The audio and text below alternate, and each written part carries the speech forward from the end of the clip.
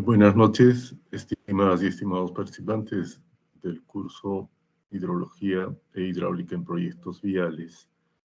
Vamos a dar inicio a nuestra sesión de hoy miércoles 19 de noviembre del 2025, corresponde a la semana 13. Por favor, ¿me pueden confirmar si están escuchando bien y si están viendo la presentación del PowerPoint?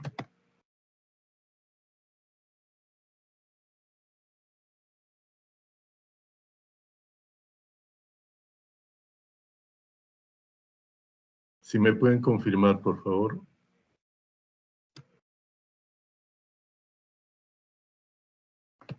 Ingeniero, buenas noches. Sí se ve la pantalla y sí se le escucha bien.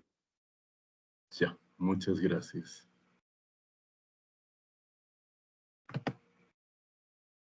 Bien, entonces iniciamos nuestra sesión.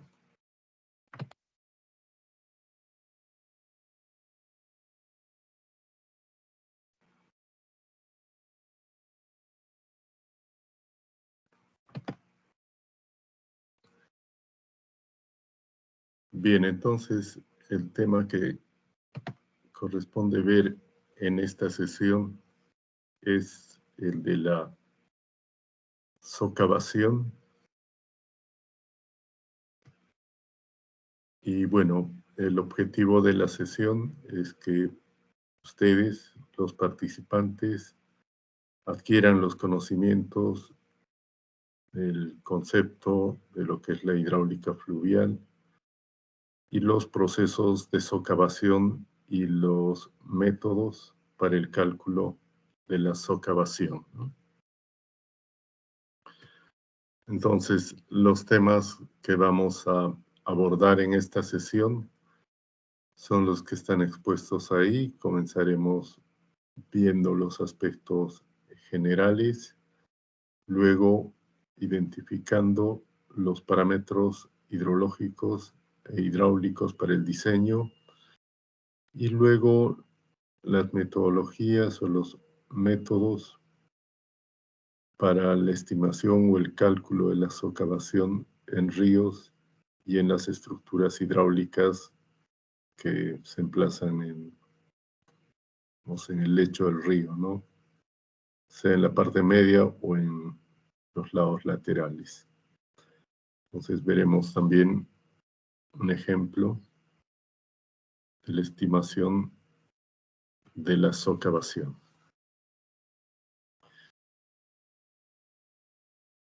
Bien, entonces, ¿cómo podríamos definir en principio a la socavación? ¿Qué es la socavación? Si pudiera algún voluntaria comentarnos qué es la socavación en su concepto.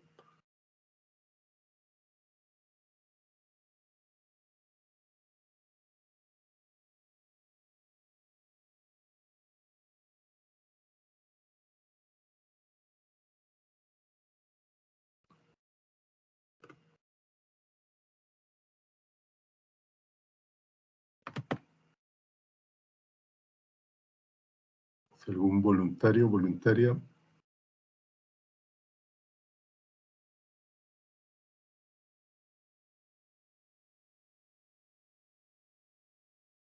Matías Chávez, tal vez nos puedas comentar qué es en tu concepto la socavación.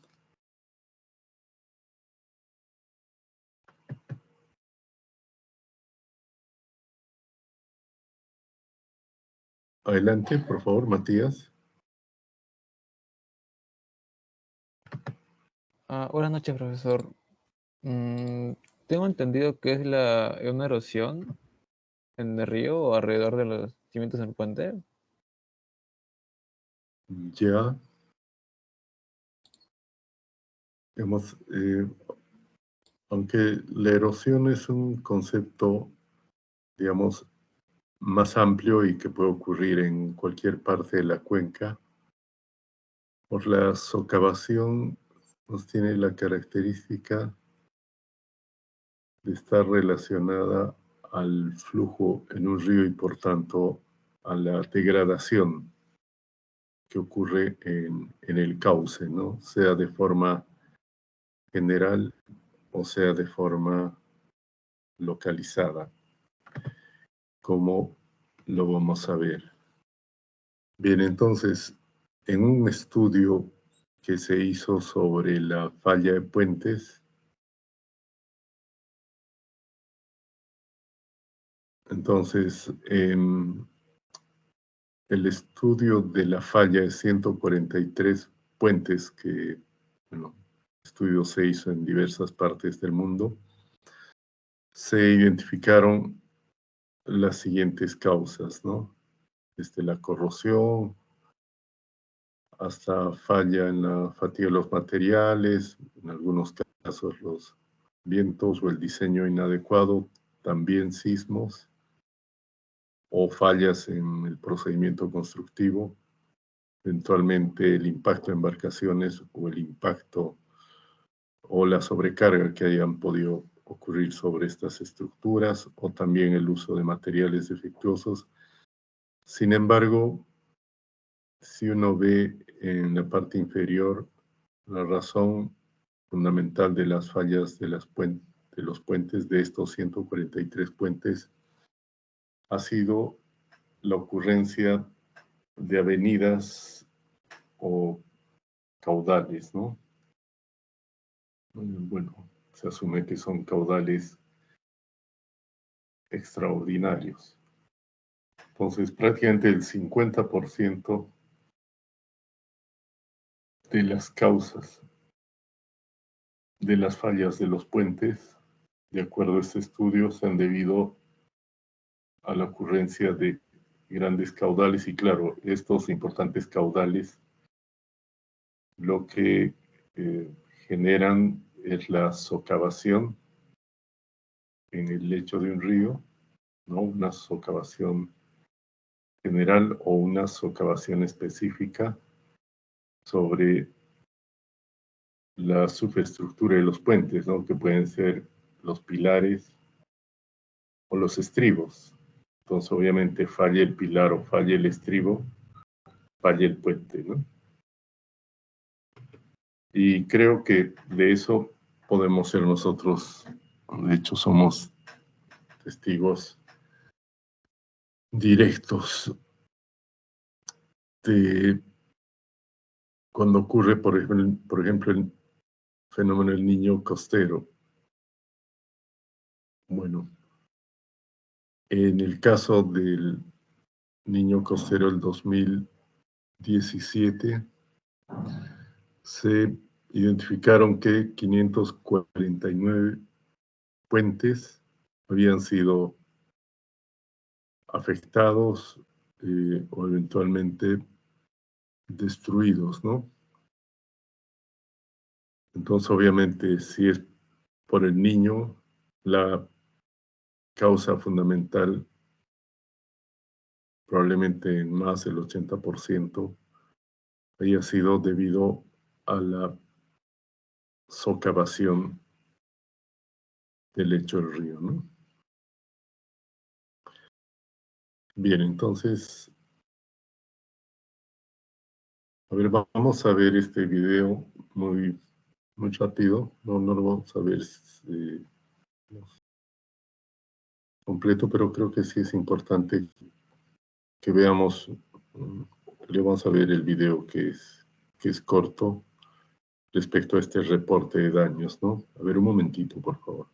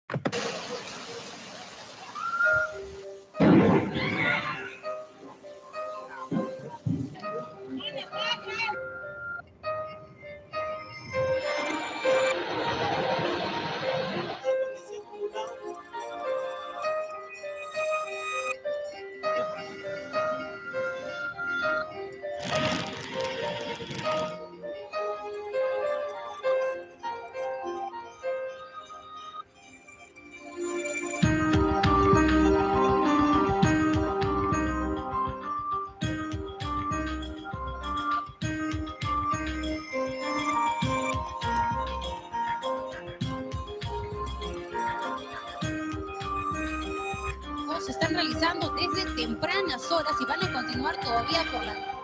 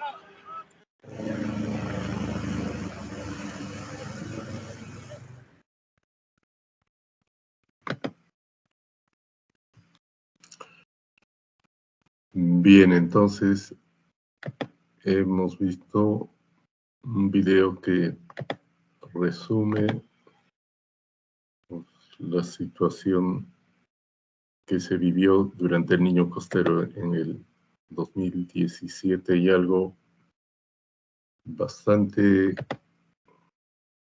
común que se veía era la afectación a las vías, entre ellos los puentes, ¿no?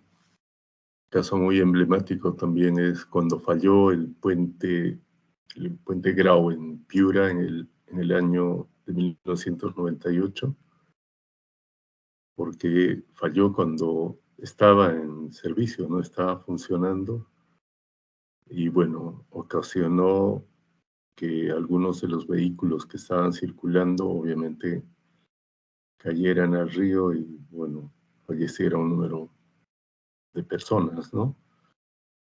Y claro, otro de los casos famosos también durante el 2017 es el puente este que decían que no había fallado, sino que se había desplomado, ¿no? Bueno, en ese caso o en ambos casos, la causa de la falla del puente fue precisamente la socavación, la erosión local que ocurrió, ¿no?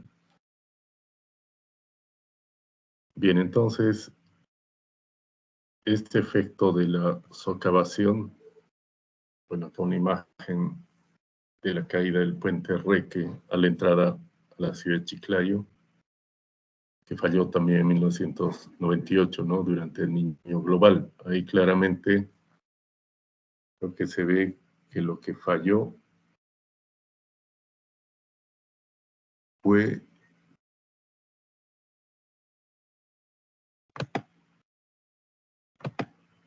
el pilar, ¿no? Que estaba acá, se acabó y obviamente falló el pilar y falló el puente, ¿no? Una situación similar también la hemos vivido este año, aunque este año no fue de avenidas extraordinarias, ¿no? En el mes de febrero, en el puente Chancay, en el cual también, bueno, estaba en servicio el puente, falló, fueron 2 vehículos los que, digamos, estuvieron en medio de, digamos, fueron afectados por ese accidente, ¿no? Y con algunas personas fallecidas, no sé si fueron 2 personas fallecidas y una desaparecida, ¿no? Bien, entonces, esta es una constante, ¿no? La falla de los puentes por la socavación que ocurre en el lecho o sobre las estructuras que están en contacto con el lecho, ¿no? Bien, entonces, la socavación depende fundamentalmente de los factores que se describen a continuación, ¿no? En principio, obviamente, del caudal o la máxima avenida que ocurre en un río y de esas características del caudal, ¿no? porque claro, tal vez no es suficiente que sea un caudal, puede ser un caudal muy elevado, pero si la velocidad del flujo es baja, posiblemente no se va a producir esa socavación, pero sí se va a producir una inundación, ¿no? Depende también de cuáles son las características del lecho, ¿no? O sea, del material que conforma el lecho del río. Y por supuesto también depende de cuáles son las características de la geometría del puente o de las propias características de la infraestructura que se ve afectada, ¿no? Como por ejemplo los pilares y los estribos, dependiendo por ejemplo cuál es el ángulo con el cual llega este flujo de avenida importante y también cuál es la geometría del pilar o del estribo, ¿no? Bien, entonces, aun cuando, digamos, este tema es fundamental debido a la complejidad del tema, no existen soluciones exactas, soluciones numéricas exactas. Lo que sí existen es un gran número de fórmulas que han sido estudiadas en diversas partes del mundo y también en laboratorio, en las que a partir de ciertos factores se hace una estimación de lo que sería la socavación, ¿no? Y claro, hay que decirlo también, ¿no? Que en realidad estas fórmulas dan valores aproximados, no dan valores precisos, ¿no? Entonces, interviene mucho la experiencia del profesional que está haciendo el diseño, ¿no? Y claro, en algunos casos, si no se tiene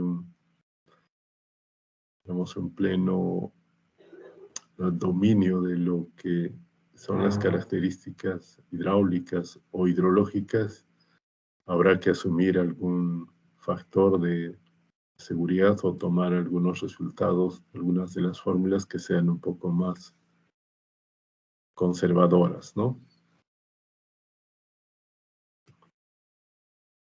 Bien, entonces, cuando hablamos de socavación, podemos tener estos dos tipos de socavación. Una socavación general, que es la que se da en todo el ancho del cauce o del lecho del río, ¿no? Que bueno, eso en realidad se puede dar en cualquier parte del tramo por donde transita el río. Y obviamente si hay una socavación importante cerca o en el lugar donde está emplazado un puente, esto podría afectar a los estribos y a los propios pilares del puente, ¿no? Entonces, la socavación general es la socavación de todo el lecho, o sea, de todo el ancho, en todo el ancho del lecho del río, ¿no? Mientras que se tiene una socavación local o focalizada. Entonces, esta socavación local o focalizada se refiere a la socavación que ocurre específicamente sobre estructuras como son los pilares o los estribos de los puentes, ¿no? Y bueno, vamos a ver más adelante, son fórmulas distintas. En realidad, cuando se utiliza una fórmula para el cálculo de la socavación, se tiene que, bueno, estar conscientes o distinguir que hay fórmulas para el cálculo de la socavación general y hay fórmulas para el cálculo de la socavación local o focalizada. Bien, entonces, tal vez hasta acá algún comentario, alguna pregunta, por favor.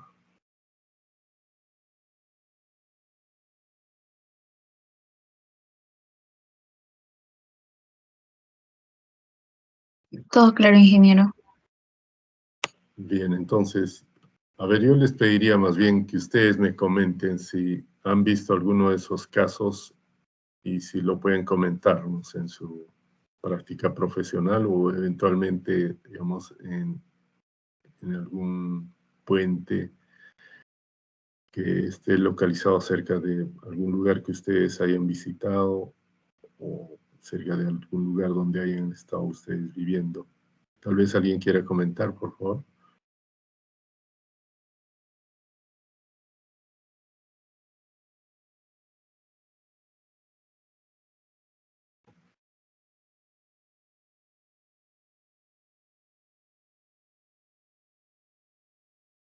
Alguien que haya visto, bueno, particularmente pienso que durante el Niño Costero han debido ver algunos ellos, bueno, aun si no lo han visto presencialmente, tal vez por las noticias.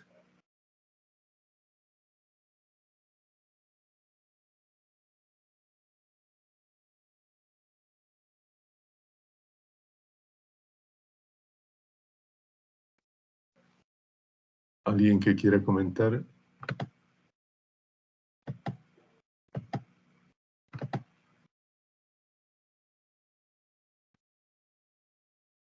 Grace María Rodríguez, tal vez puedas comentarnos algo, no sé, algún caso que te haya llamado la atención en relación a este tema, a la socavación.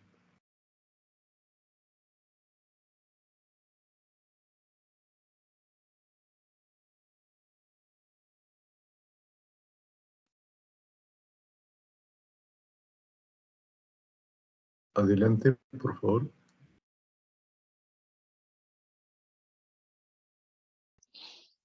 Profesor, la verdad es que en este momento no se me viene ningún caso a la mente respecto a la socavación.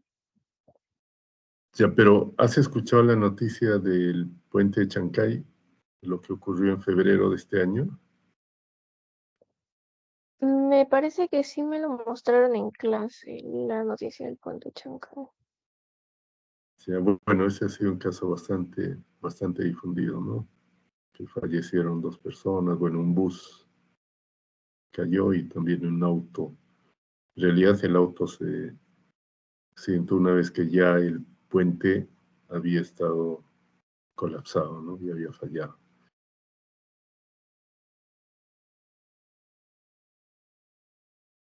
Bien, entonces sobre este puente vamos a comentar más adelante. También les voy a dejar un video de lo que ha sido una conferencia sobre el análisis de las posibles causas de la falla del puente de Chancay. Aunque en resumen, bueno, este año no ha sido un año de avenidas extraordinarias, digamos, ha sido un año un año relativamente normal. Y claro, más que atribuirle la falla del puente a unas avenidas extraordinarias, creo que la razón fundamental de la falla del puente Chancay fue la falta de mantenimiento a los pilares, ¿no?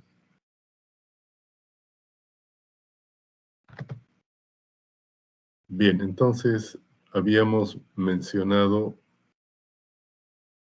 que las causas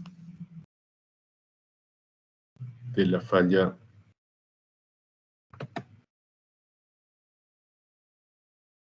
o para el estudio de la socavación, ¿no? Que genera las fallas de los puentes, se requiere fundamentalmente conocer las características del caudal y del flujo, las características del material del lecho y también la geometría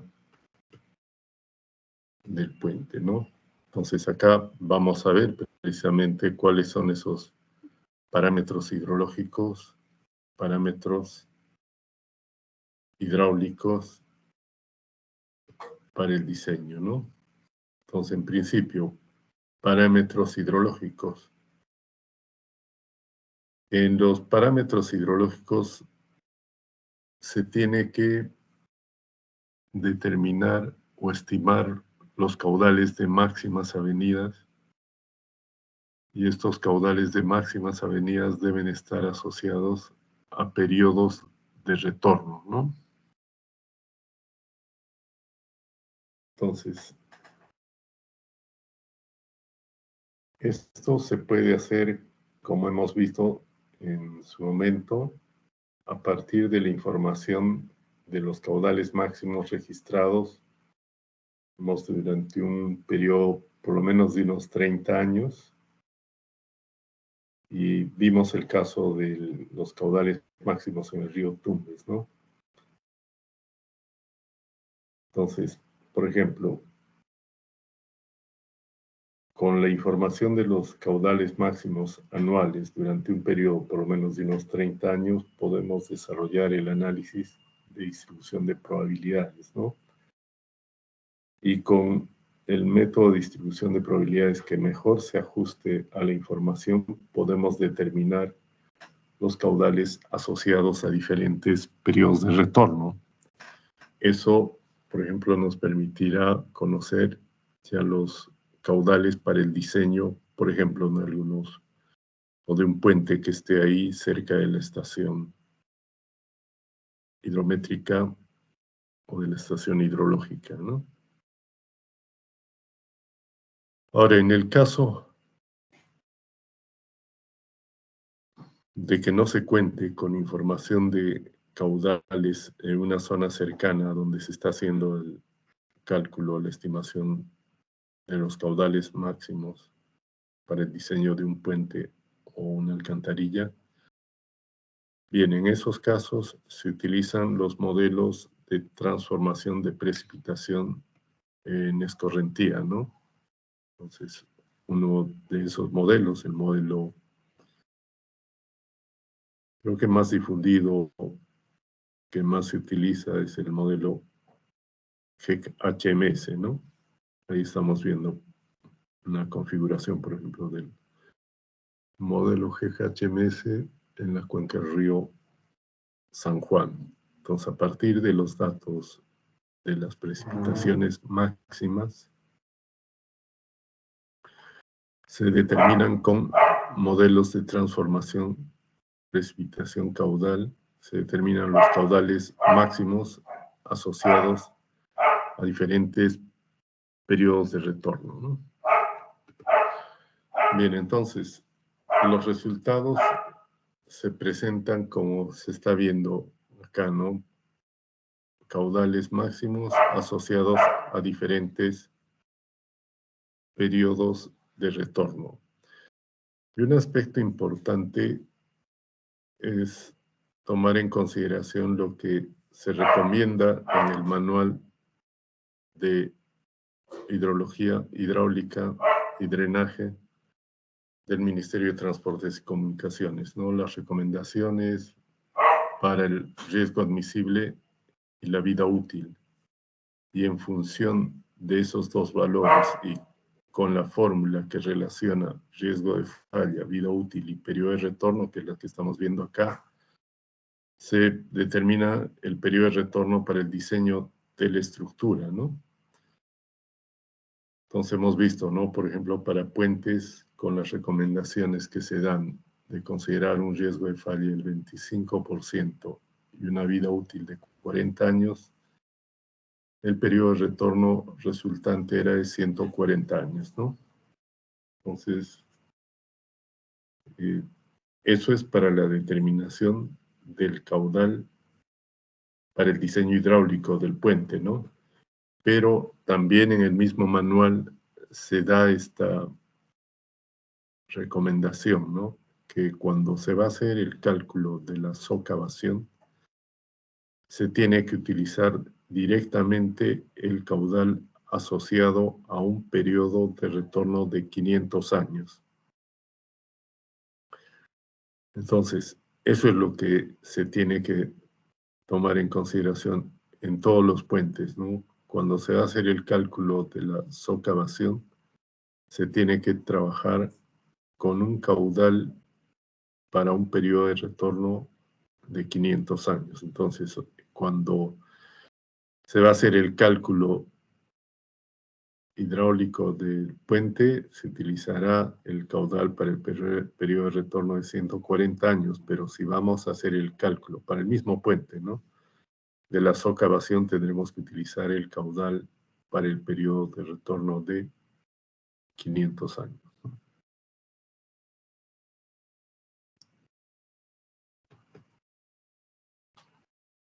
Bien, entonces, como les había comentado, ¿no?, se puede utilizar un modelo de transformación de datos de precipitación máxima en caudales máximos, un modelo tal como el GKHMS, ¿no? Entonces, bueno, allí se pueden utilizar en realidad información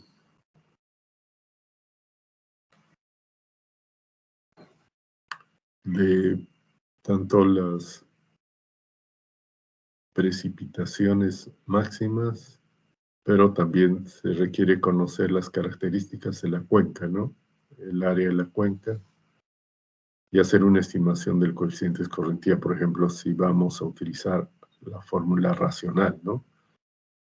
Y algo importante también es que se debe considerar la intensidad de la precipitación asociada a una duración de una tormenta, y la duración de esa tormenta se estima a partir del tiempo de concentración, ¿no?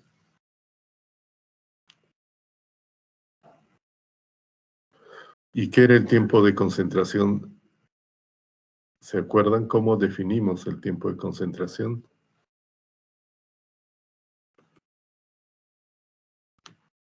Un voluntario o voluntaria, ¿qué es el tiempo de concentración?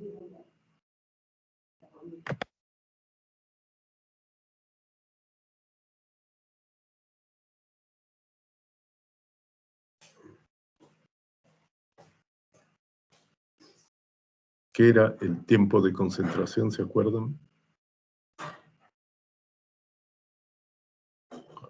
Voluntario, voluntaria.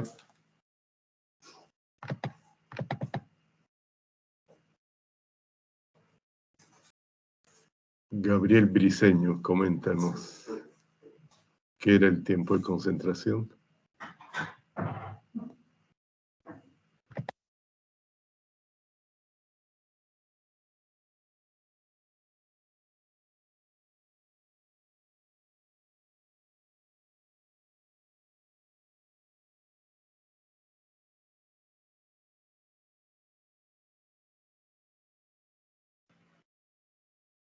Adelante, Gabriel, por favor.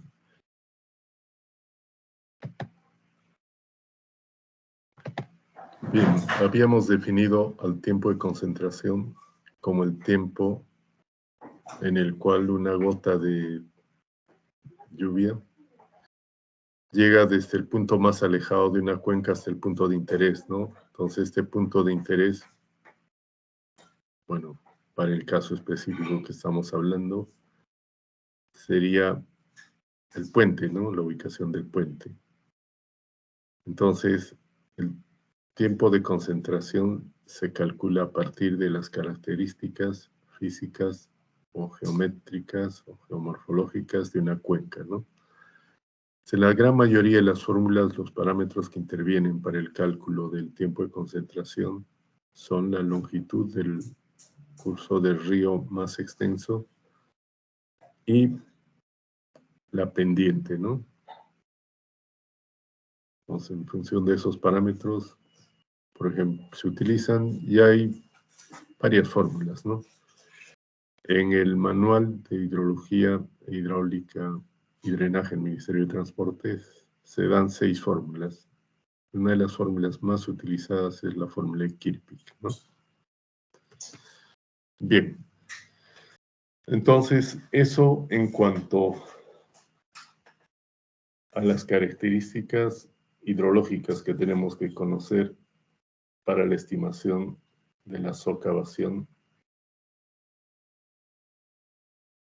en ríos o en el lecho de los lugares donde están ubicados los puentes, ¿no? Y claro, la hidrología provee de insumos básicos como son los caudales máximos asociados a periodos de retorno, a diferentes periodos de retorno. Para el caso específico del diseño hidráulico del puente, a un periodo de retorno de 140 años. Y para el caso específico de la socavación, un caudal asociado a un periodo de retorno de 500 años, ¿no?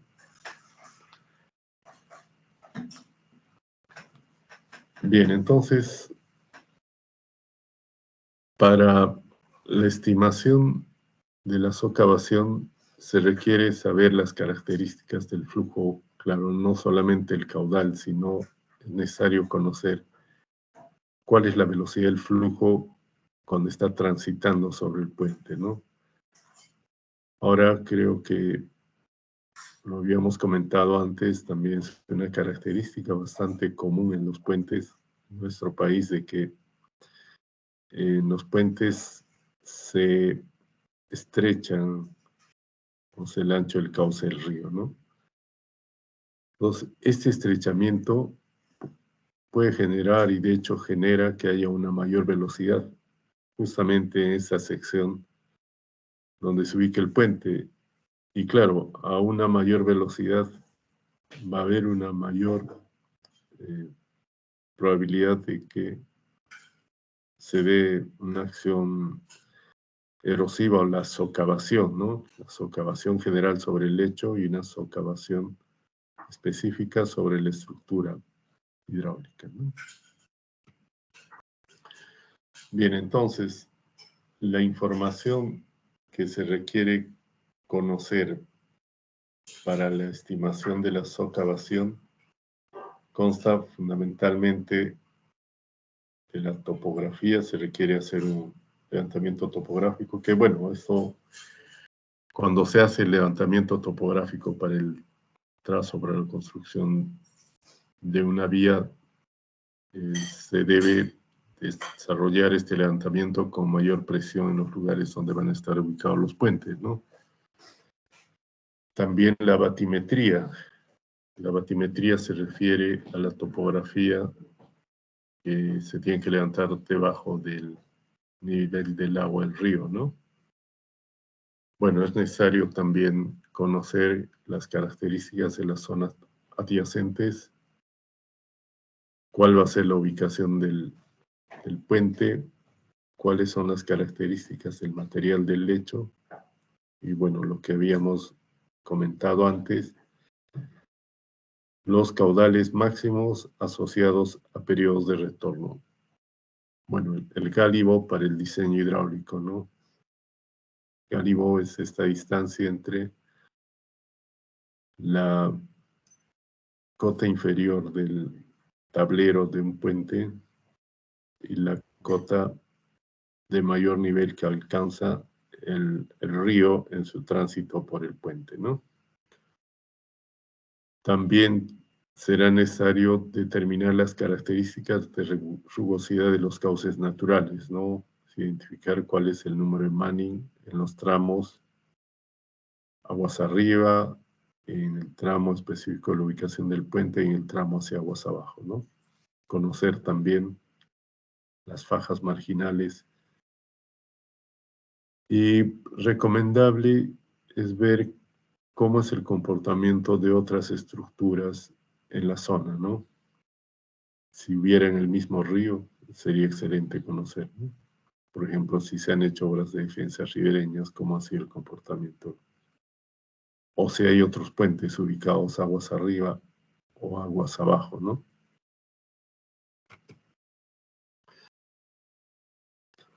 Bien, entonces es necesario conocer el perfil del flujo, que es el nivel que alcanza el flujo en el río, ¿no? Y eso se determina con un modelamiento hidrodinámico, ¿no? Entonces se puede hacer el cálculo, ¿no? En condiciones como sin puente y también condiciones con el puente, ¿no? Entonces, esto puede hacer, por ejemplo, que si es que hay un estrechamiento, además de incrementarse la velocidad y de causar una mayor, socavación, también pueda suceder que ocurra una elevación del nivel y que ocurra la inundación del propio puente, o si no es del puente, de las zonas aledañas al puente, ¿no? Entonces es importante por ello simular el perfil del flujo, ¿no? Entonces tenemos que garantizar de que en el diseño hidráulico del puente, de que el nivel del río no cause estos inconvenientes que les decía, ¿no? Una inundación del propio puente o una inundación de zonas aledañas al puente, ¿no?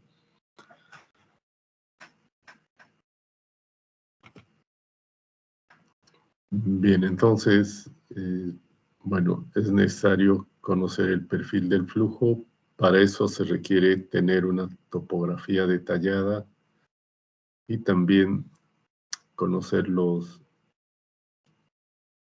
caudales y las otras características para el flujo, ¿no? Como el coeficiente de rugosidad o la propia geometría del puente para la determinación del perfil del flujo. Bueno, acá se ve el puente sobre el río Guarmey, que es la entrada hacia la ciudad de Guarmey,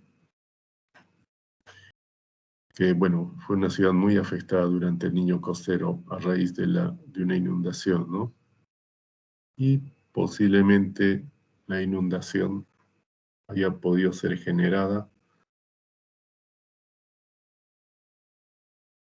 por un puente o por este puente que habría estrechado el cauce, ¿no? Y las características fueron realmente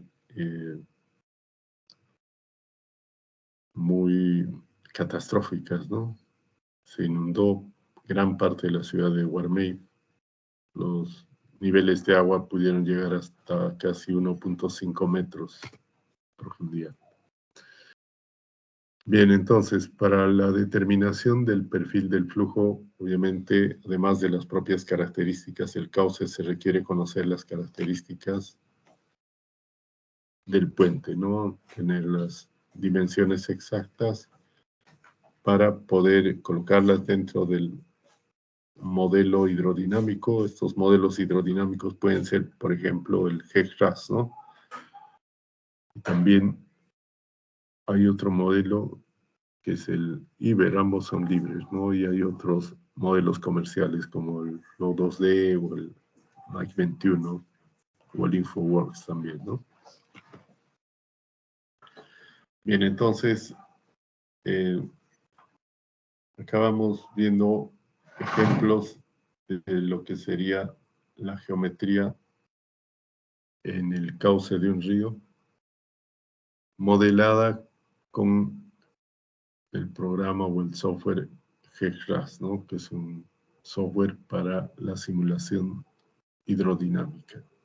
Pues ahí vemos una vista, vamos en planta, pero también otras vistas.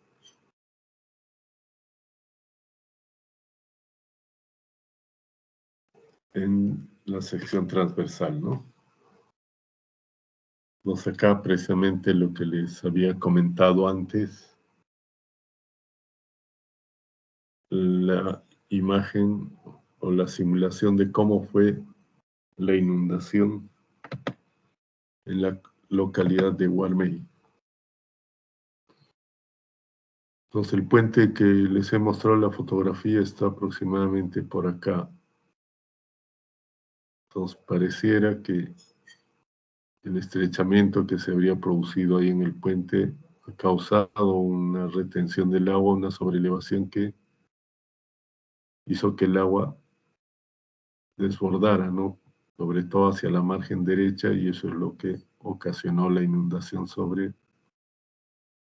o en la ciudad de Guarmey durante el Niño Costero el 2017.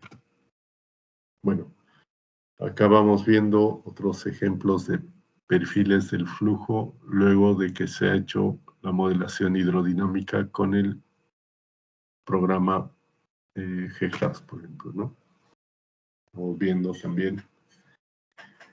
Creo que es importante cuando se hace la modelación hidrodinámica, fíjense acá, ver las características de profundidad. Claro, las características de profundidad van a determinar el perfil del flujo y los niveles que van a alcanzar las cotas del río, ¿no? Y acá lo que se está viendo son los perfiles de velocidad. Entonces, en los lugares donde el agua circula con mayor velocidad, la posibilidad de que se genere una mayor socavación más elevada, ¿no? Entonces es importante también cuando se hace la simulación del flujo determinar los perfiles o las características de la velocidad del caudal o del flujo, ¿no?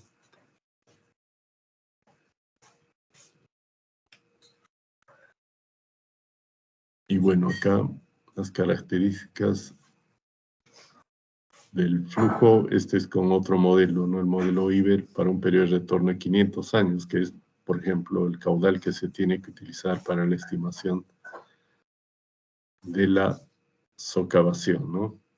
Acabamos viendo de que, por ejemplo, la socavación seguramente va a ser mayor en esta zona, en estas zonas, ¿no? Donde las velocidades son más altas.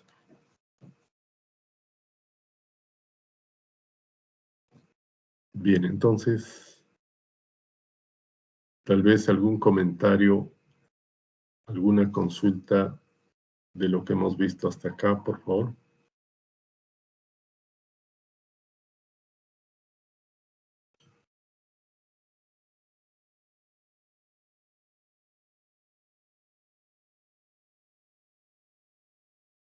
Bien, entonces continuamos y ahora ya entramos de lleno al tema de la socavación en ríos y en estructuras hidráulicas, ¿no?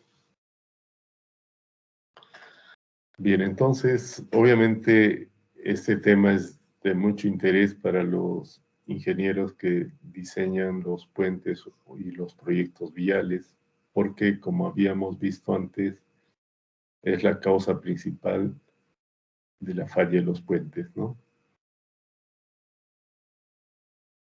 Entonces, es necesario hacer una evaluación considerando todos los aspectos que previamente también hemos mencionado, ¿no? El estudio hidrológico, el estudio de las características hidráulicas, ¿no? Las características del flujo, cuál es el material del lecho y cuáles son la geometría o del puente o de las estructuras de fundación del puente, ¿no? Como son los pilares o los estribos, ¿no? Y claro, luego está el reto de determinar cuál es la ecuación empírica que genera o estima los valores más aproximados a lo que va a ocurrir, ¿no? Pues como les había comentado antes, este es un tema complejo. De hecho, la geomorfología o la morfología de los ríos, la hidráulica de sedimentos y las características hidráulicas de la socavación, no, digamos, no ha sido, y hasta ahora no es posible simularlo a través de un modelo matemático de una forma precisa, ¿no?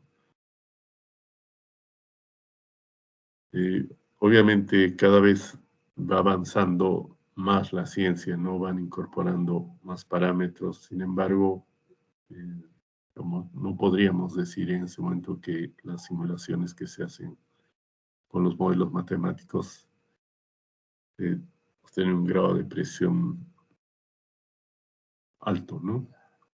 Inclusive en muchos de los casos se utilizan y se están utilizando todavía los modelos físicos para la estimación de la socavación de diferentes estructuras hidráulicas, como por ejemplo los puentes, ¿no?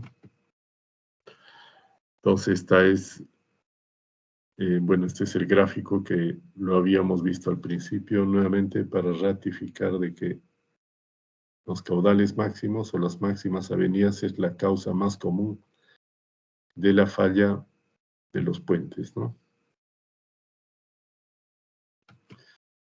Entonces acá precisamente en la margen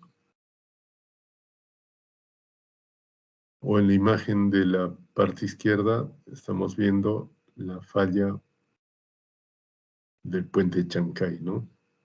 Entonces se partió el tablero. ¿Por qué? Porque falló el pilar, ¿no? ¿Y por qué falló el pilar? Por la socavación.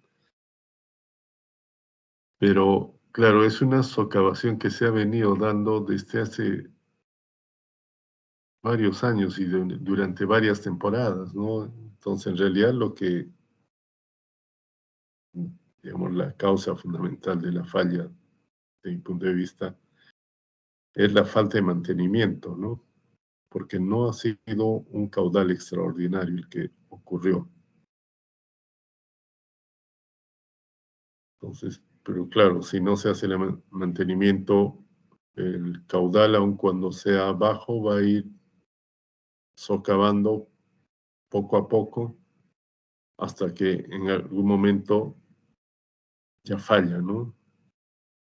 Porque se queda prácticamente sin piso el pilar, y más aún con la acción de las cargas que son el flujo de los vehículos sobre el puente, ocasionan una falla como la que se ha visto acá, ¿no? El puente Chancay. Bueno, acá otras imágenes también. Acá seguramente lo que ha fallado, no ha fallado el pilar, pero sí ha podido fallar el estribo, que debe estar hacia la margen izquierda, ¿no? Igual falla el puente. Bien, entonces, estas fallas, tanto en los estribos como en los pilares, se puede ver a una socavación general, es decir, de todo el lecho del río,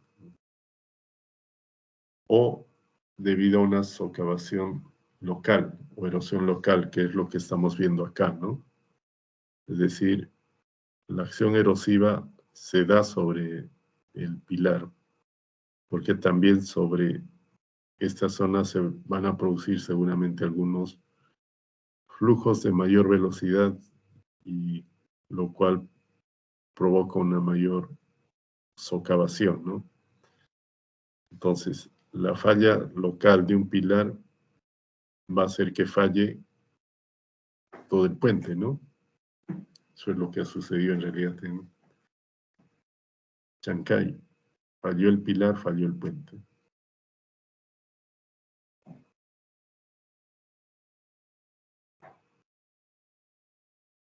Bien, entonces, para el análisis del comportamiento del río es necesario hacer los estudios del comportamiento geomorfológico del río, ¿no? Es decir, estudiar cómo es la dinámica del río y cómo ha sido la dinámica del río a lo largo de los años, ¿no? En esto nos resulta muy útil, por ejemplo, tener las imágenes satélite, ¿no? Porque si uno va teniendo las imágenes satélite que están disponibles desde los años 80 aproximadamente, entonces puede hacer una comparación cómo es que año a año ha ido, digamos, evolucionando, o inclusive puede haber cambiado el recorrido del río, ¿no? O sea, con unos desplazamientos laterales que pueden ser hacia la margen derecha o hacia la margen izquierda. Bien, entonces, para el cálculo de la socavación se utilizan fórmulas empíricas. Y bueno, como vamos a ver más adelante, no hay una sola fórmula, hay varias fórmulas, ¿no? Entonces hay fórmulas inclusive para el cálculo de la socavación general, y hay fórmulas para el cálculo de la socavación local o de la socavación específica, ¿no?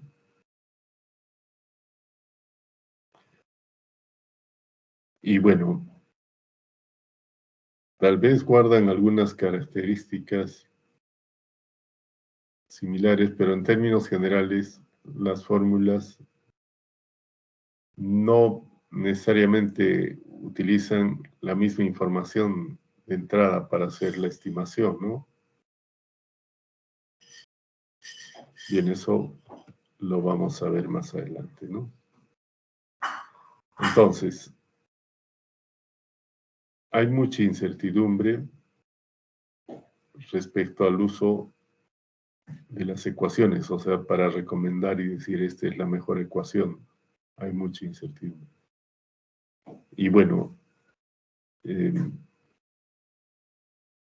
sería muy interesante, por ejemplo, en algún caso específico, hacer una investigación, pero claro, o sea, midiendo los valores de los parámetros durante la época de la ocurrencia de máximas avenidas y verificar por lo menos con las fórmulas existentes cuál es la que mejor representa lo que realmente ha ocurrido durante eventos extremos de caudal, ¿no?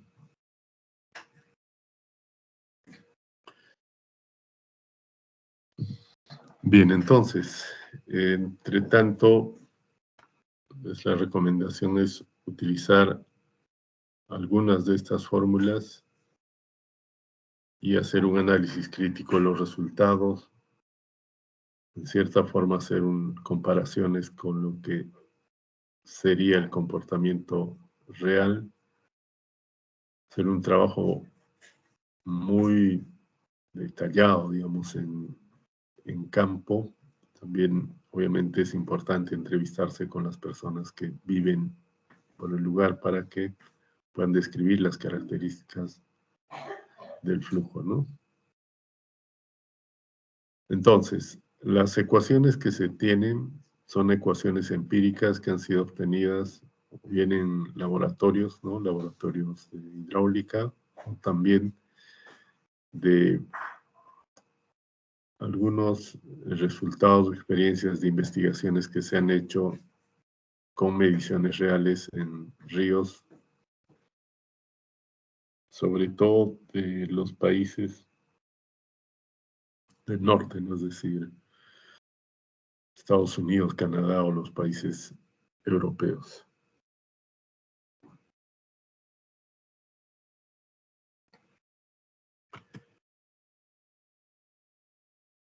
Bien, acá vamos viendo las imágenes de lo que es un pilar y de lo que es un estribo, ¿no? O sea, el pilar en medio del cauce, ¿no? Pues esta es la dirección del flujo. Y fíjense, se va generando como vórtices, ¿no? Corrientes de vórtices, y eso es lo que favorece la socavación, ¿no? Entonces, para hacer un diseño apropiado, obviamente se tiene que estimar la profundidad de la socavación, y esa profundidad de socavación permitirá establecer cuál debe ser la profundidad de la cimentación, en este caso del pilar, ¿no? Que obviamente tiene que ser una profundidad mayor al de la socavación para que, digamos, no quede sin base, ¿no?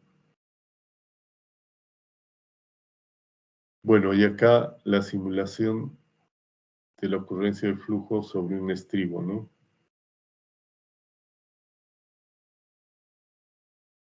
Que también es importante conocer cuáles serían las características de la socavación, ver esa profundidad de socavación y diseñar apropiadamente la profundidad de cimentación, en este caso del estribo, ¿no?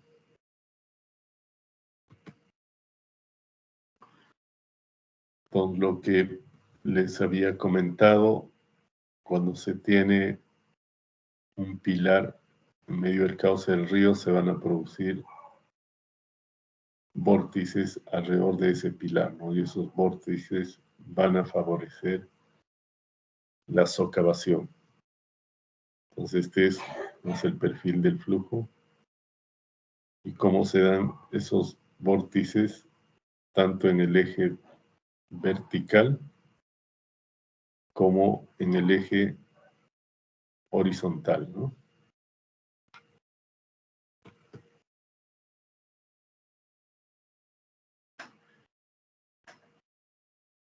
Bien, entonces, en nuestro país, la causa más frecuente de la falla de los puentes es la falla de los pilares y la falla de los estribos. Y esto se da por la socavación, ¿no?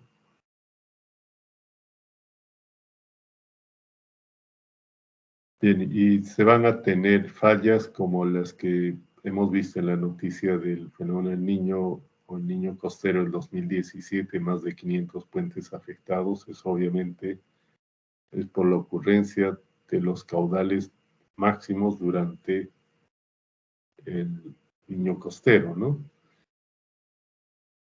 Pero también puede darse procesos de erosión en tiempos mayores y sin necesariamente la ocurrencia de caudales máximos o caudales extremos como cuando ocurre el fenómeno del Niño.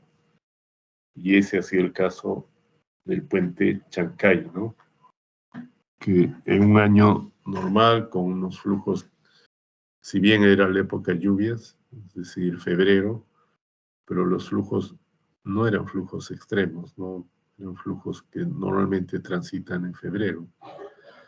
Pero claro, la erosión venía desde antes y en algún momento eso iba a ocurrir, ¿no? O inclusive hubiera podido ocurrir, no necesariamente, tal vez en época de lluvias, ¿no? Pudo haber ocurrido también en abril o mayo, ¿no? Obviamente porque la falla era en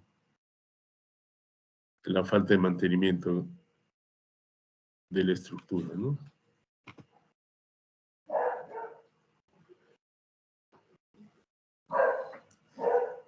Bien, entonces, la socavación general puede darse de manera independiente, ¿no? De hecho, se da la socavación con la presencia o sin la presencia de los puentes, por ejemplo, ¿no?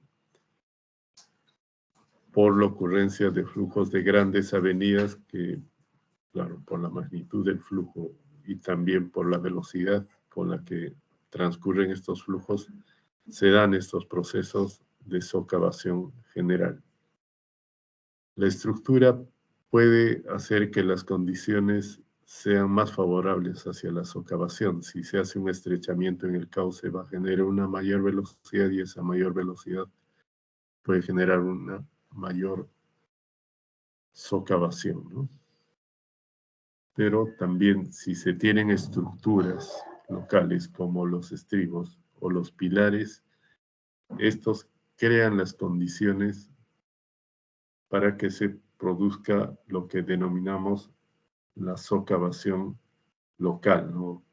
Con estos, digamos, perfiles de velocidad que producen vórtices y que generan la socavación, en este caso, de tipo local, como se está viendo acá, ¿no? Entonces se producen los vórtices y estos favorecen la socavación local, ¿no? Y claro, esta socavación local de llegar a una profundidad mayor al de la cimentación, prácticamente va a dejar en el aire a la estructura y bueno, va a hacer que colapse en principio el pilar y luego el puente, ¿no?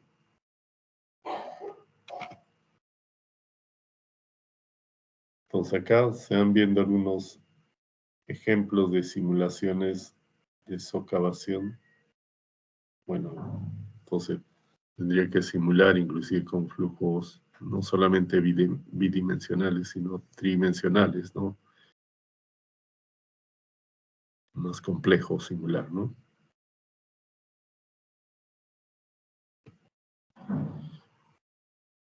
Bien, entonces voy a compartir un video de unos 5 o 6 minutos en el que vamos a ver gráficamente estos aspectos que hemos estado mencionando previamente, ¿no? Lo vamos a ver en un video. En un momentito, por favor.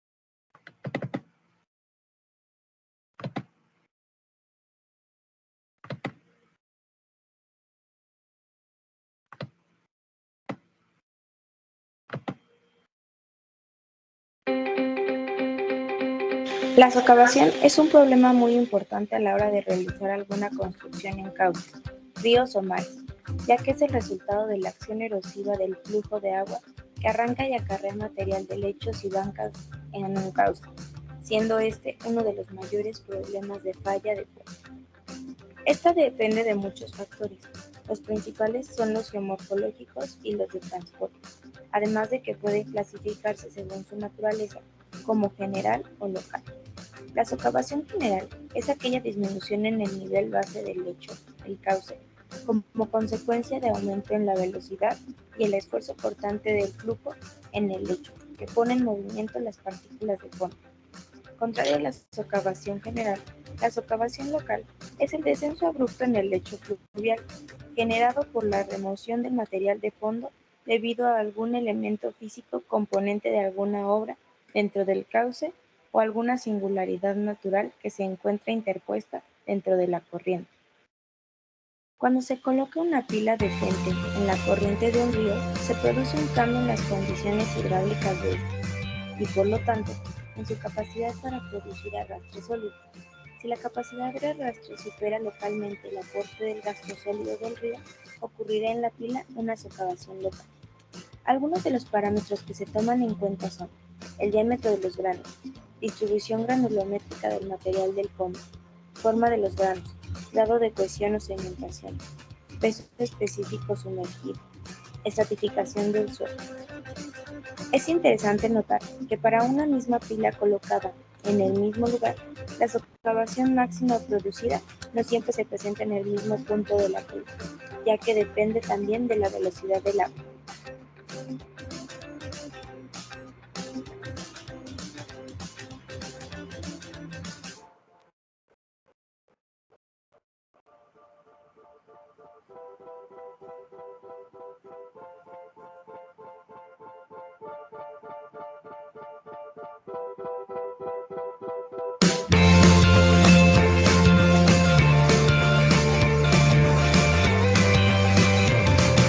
Los materiales se socavan en diferentes formas. Por ejemplo, suelos granulares sueltos erosionan rápidamente, mientras que los suelos arcillosos son más resistentes a la erosión. Sin embargo, la socavación final de suelos cosivos puede ser tan profunda como la socavación en suelos arenosos, variando el tiempo en el cual se produce. La profundidad máxima de socavación se alcanza en horas para suelos arenosos En tanto, puede tardar días para los suelos torcidos.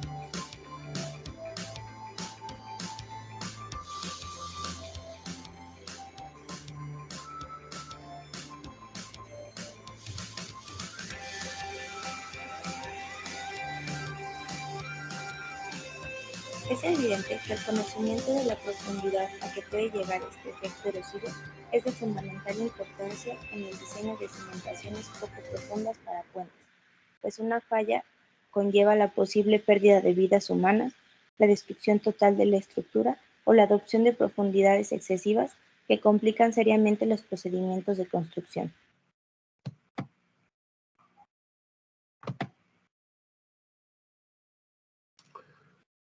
Bien, entonces hemos visto en el video lo que es el proceso de socavación.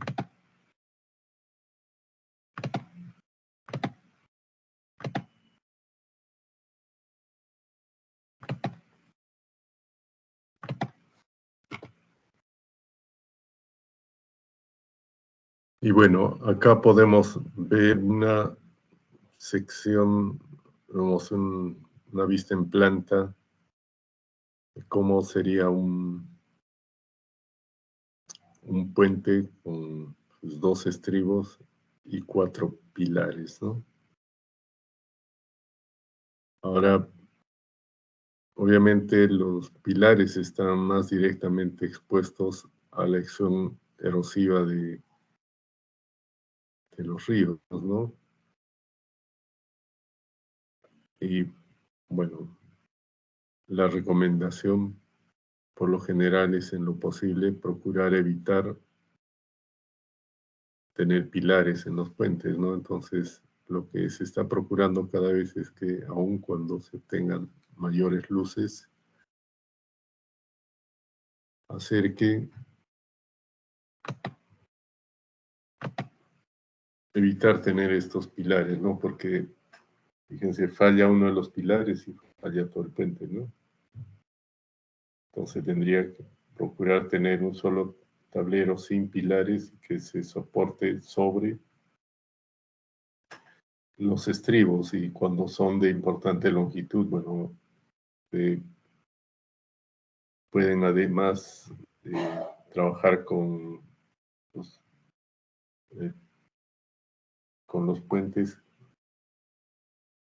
que además tienen otras estructuras de soporte, ¿no? Como el puente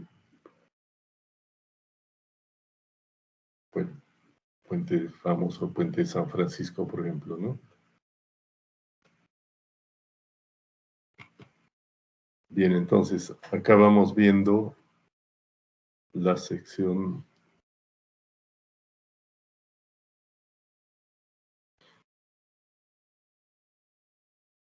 transversal y una sección lateral, ¿no? De lo que sería el puente. Acá vamos viendo la vista bueno, con el flujo en este sentido. Sería un pilar y acá el tablero, el puente, ¿no? Acá vamos viendo esa misma estructura, pero desde otra perspectiva, ¿no?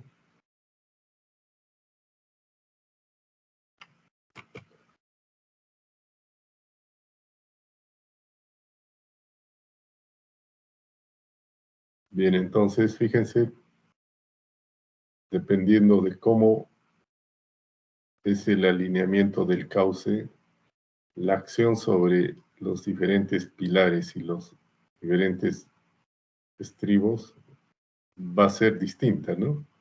Obviamente acá estos pilares y este estribo están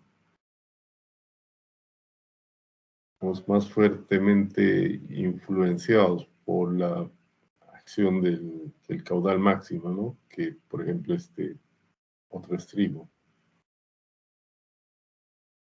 Entonces, la acción no es similar. Bueno, para la socavación local o para la socavación general, se puede estimar, y de hecho se va a estimar, ¿no? Cuál es la profundidad en todo el ancho del cauce o del lecho.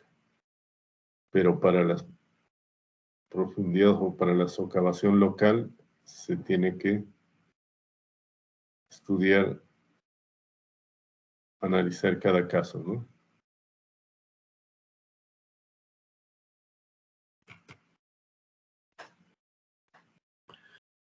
Bien, entonces acá una descripción de la nomenclatura, digamos, de todos los términos que se van a utilizar o se utilizan en la estimación de la socavación, ¿no? Lo que es socavación total o la socavación general, que puede ser por contracción o por otras cosas, otras causas, ¿no? La profundidad de socavación local de minúscula.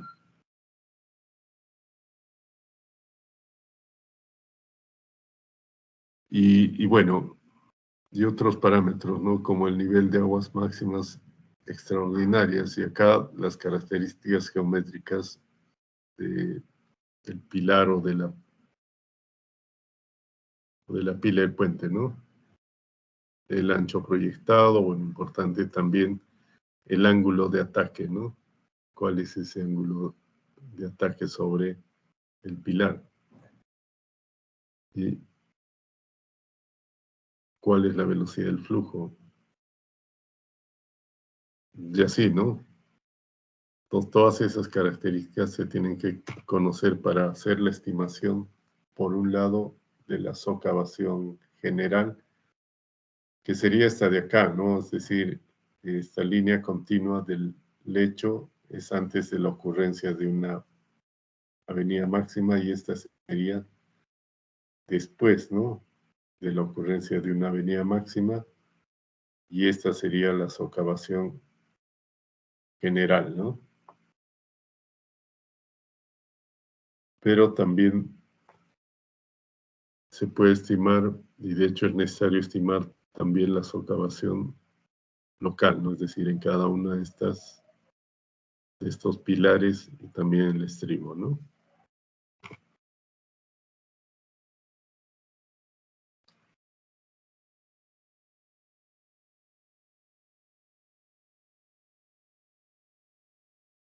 Bien, entonces acá se tienen las características para la estimación de la profundidad de socavación, ¿no? O del lecho socavado.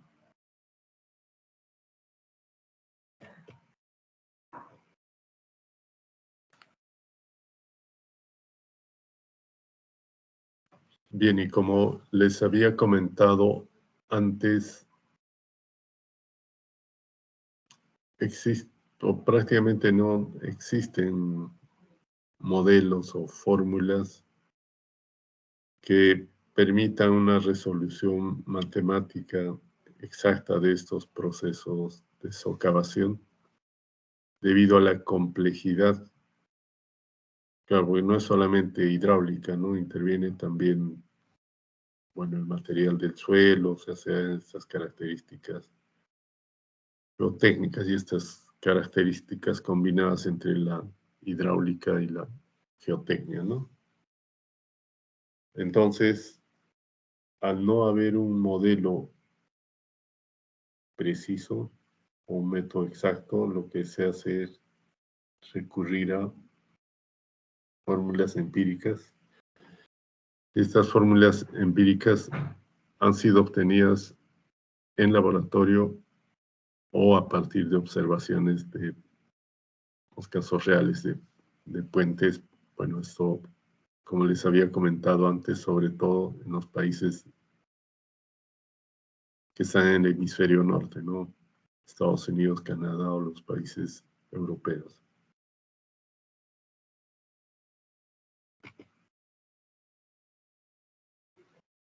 Bien, entonces, bueno, creo que podríamos pasar acá al break, por supuesto, si no hay algún comentario, alguna pregunta antes.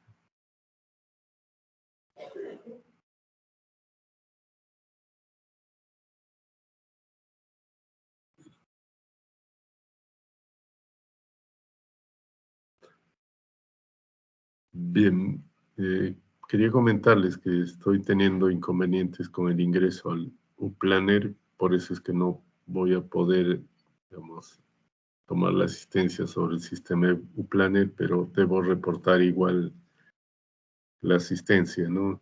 Entonces, en base a una captura de pantalla que voy a hacer de quienes están en este momento presentes, se pasará el reporte de asistencia, ¿no? Bien, entonces pasaremos al break si no hay preguntas.